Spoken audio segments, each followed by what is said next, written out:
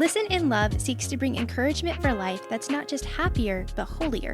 Merging biblical truth with real psychological applications, join the conversation for honest thoughts, expert insights, and real-life stories for hope-centered truth. The information provided is for educational and informational purposes only and is not intended as professional advice, diagnosis, or treatment. If you are experiencing a crisis or need support, please contact a qualified expert or call emergency services in your area. Now, let's get into today's episode.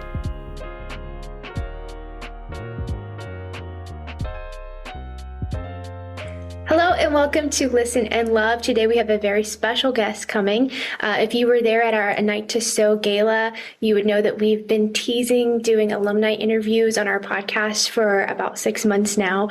And we are so excited to announce our first alumni interview. And this is very fitting because Annie was one of our first girls that came to the original opening of the Under His Wings home. Isn't that right, Annie? Yes. Yeah, one of three. Yep. One of three. And we're excited to get into her story and talk about how Under His Wings has helped her and where she is now, what's going on with her life. Annie is an incredible person. I had the honor and privilege of meeting her last summer at one of our alumni retreats, and I'm very thankful that she has decided to come on today and share her story. So Annie, thank you for being here with us today. Thank you for having me. I'm excited to be here. Awesome. So I figured the best way to start would actually just be at the beginning. So how old were you when you came to Under His Wings, and how old are you now? I was 15 when I came to Under His Wings back in June of 2013, and I am now 28. I just had my birthday last week. Happy birthday. I know we talked a little bit about that earlier. But what, just briefly, or however much you're willing to share, what brought you to Under His Wings when you were 15?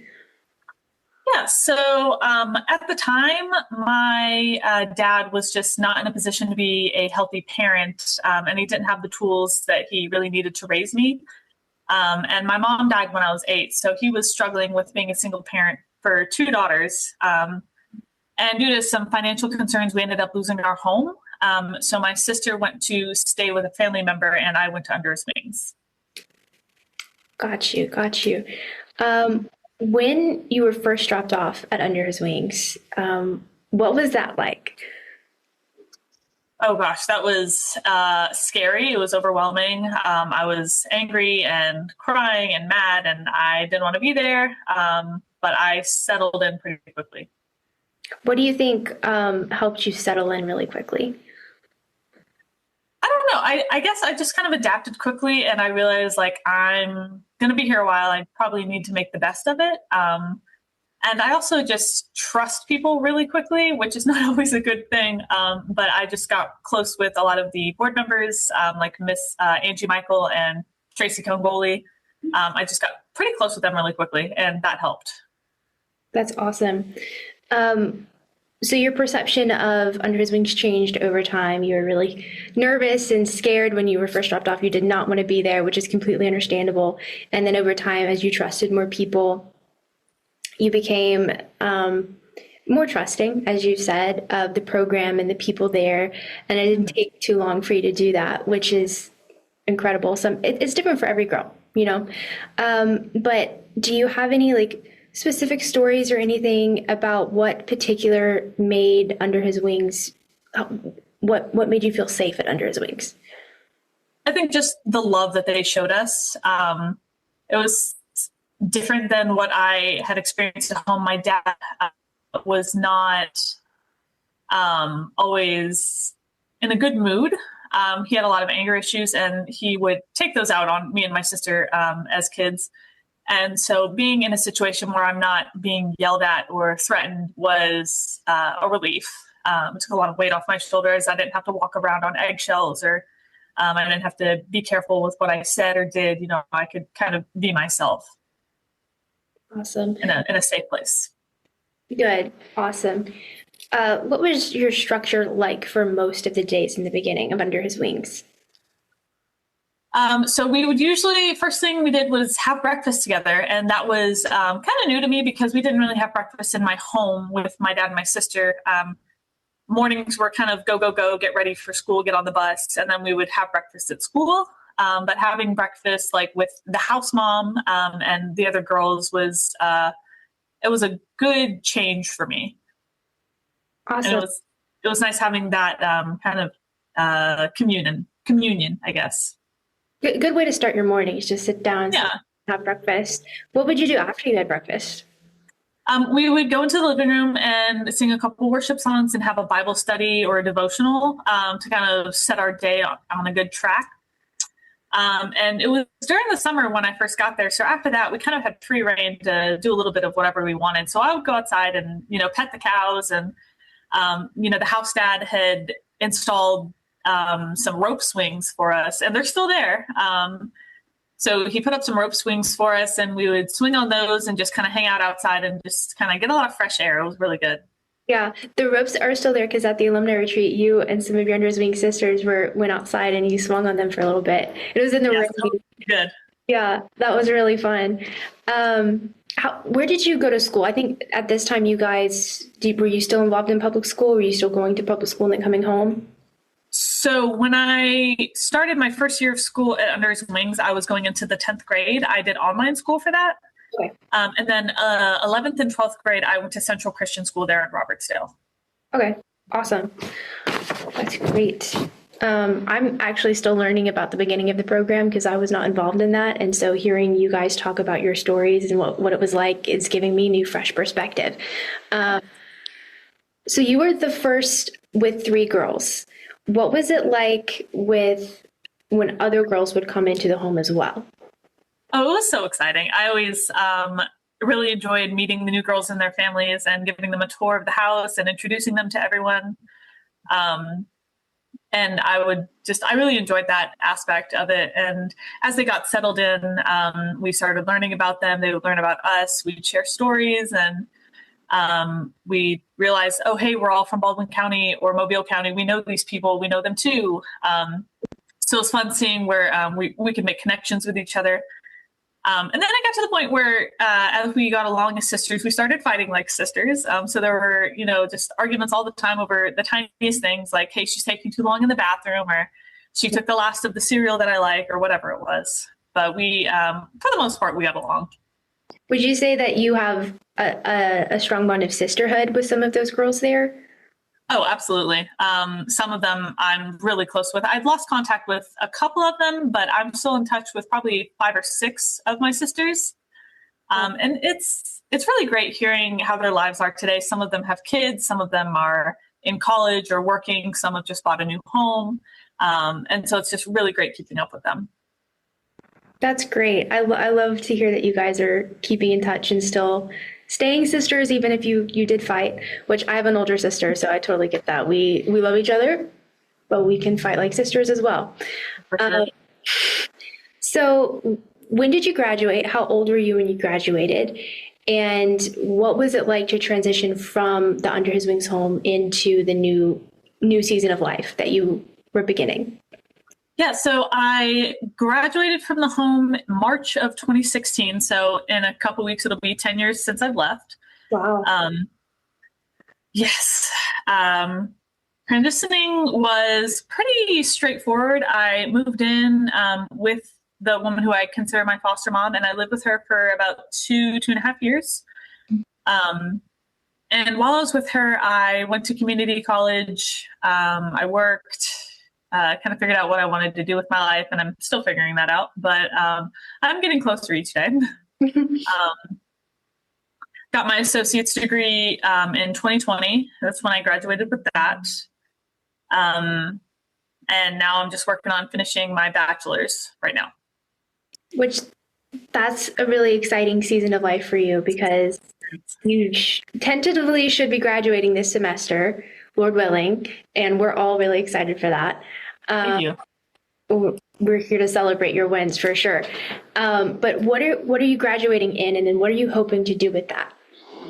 So I'm getting my degree in social work, and my time at Under His Wings really fueled and encouraged that passion to just help people and work with people.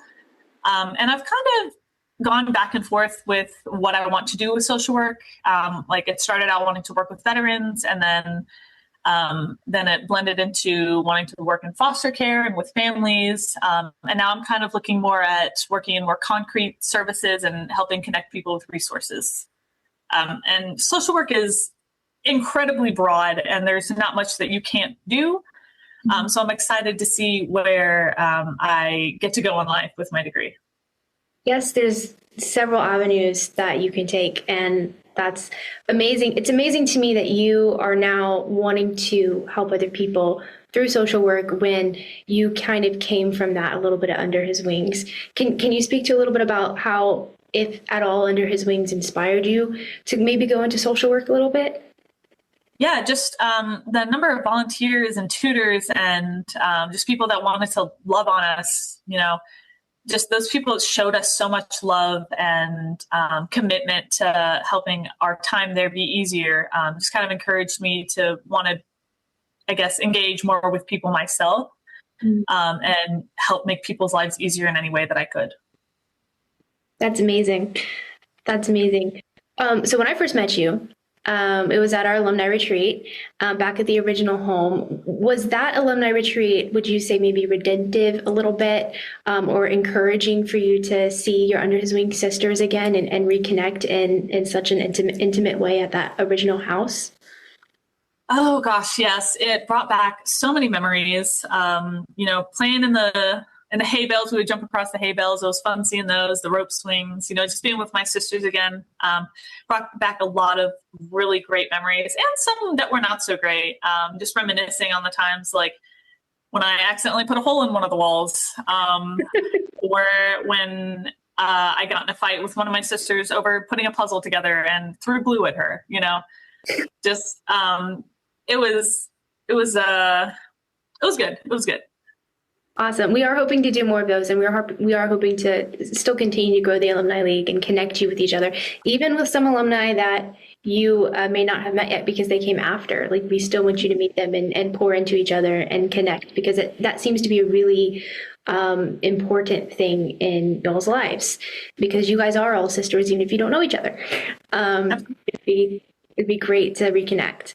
But also on that same note, at the Alumni League, Arcelia and I shared and we discussed kind of some of the changes that we've made at Under His Wings in our programs and how we do things from now to when you first started. And that's just part of the culture. We're always growing. We're always making sure that we're where we need to be. And you guys offered some great feedback. Would you mind sharing like what part of the changes that we've made that really resonated with you? Yeah, the biggest thing is, when interviewing the young ladies that come into Courage Home, one thing that stuck out to me that Miss Arcelia said was that she gives them the option to decide whether or not they want to come to the Courage Home. And to me, I think is a huge step forward, because I didn't have that option. And that was one of the reasons I did struggle being there for a while. But having that option, I think, is great for these young ladies so that they know their voice matters. Even in the very beginning, what they want matters. And if they don't feel that Under His Wings is right for them, they have the choice to say that. And I think that's just a really great opportunity these young ladies have. Yes, that's very important for us when we're interviewing the young ladies, also because we can't help those who don't want to be helped. And so while we're very thankful that we've still been able to make an impact in your life, even in the beginning stages, do you think that not having gone to Under His Wings would have impacted your life in a negative way? I think in some areas it would have. I really learned a lot about myself, how to control my anger. I had a lot of anger issues that I kind of got from watching my dad for, the years that I lived with him. So I was angry a lot. And being at Under His Wings helped me kind of learn how to manage my anger and channel it in healthy ways. Awesome. And you get a family. Yeah, it's great. I guess to close, and my final question is, do you have any encouragement to give any future or current residents, now we call it Courage Home, who may be listening to this? Absolutely. Yeah, I've got two things. One is embracing the strengths that others notice in the young ladies there. If they see something like, hey, you're really good at this, like, hang on to that, because that you never know how that's going to impact your life in the future and how it's going to help you become like the best version of yourself. And the second one is for the young ladies who do come in through Courage Home. Learn to understand and embrace the emotions and feelings that you'll experience when you get there, because it's going to be really difficult coming away from your family, and understanding how you feel about that. And again, channeling that in a healthy way is really going to make your time there easier. Awesome. Were there anything, I know I said this is the final question, but was there anything that people at Under His Wings told you specifically that they saw in you, that you wish you had held on to, like you gave encouragement towards? Yeah, they saw a lot of leadership abilities, and I've been told several times that I have the heart of King David, which I sometimes I take in a good way and a bad way, but I've held on to that for a really long time, and I work on that with myself every day, thinking like, how can I be a leader today? How can I be a leader for my classmates at school or for my friends who are struggling? How can I encourage them? How can I be there for them? That's incredible. And that's a perfect way to end our interview. So thank you, Annie, for coming on. Thank you for being one of the first girls at Courage Home, and then also being one of the first girls that we're interviewing. I think that's just such a connection. And I've really enjoyed getting to know you. And I know a little tidbit that other people on the podcast may listen to. This podcast, as I'm interviewing her, was supposed to happen about an hour and a half ago, but we've had so many audio issues just trying to get it together. I feel like Annie has walked with me through my own frustrations and anger as I've been trying to get this to work. But thank you for bearing with me through that, Annie, and thank you for coming on the podcast. And thank you for having me. Of course, this has been amazing, and we hope that this encourages you guys to listen and love this week. This episode of Listen and Love was made possible by supporters of Under His Wings, a nonprofit dedicated to the personal and professional development of young women. Show your support today by leaving a review, comment, or by liking and subscribing wherever you're watching and listening. Thank you to all the volunteers who made this episode possible. In-studio producer, Peter Gardner. Audio engineer and music, Luke Killam. Executive producer, Kimberly Cheris. To learn more, support the mission, or share your story, visit us at underhiswingsgulfcoast.org.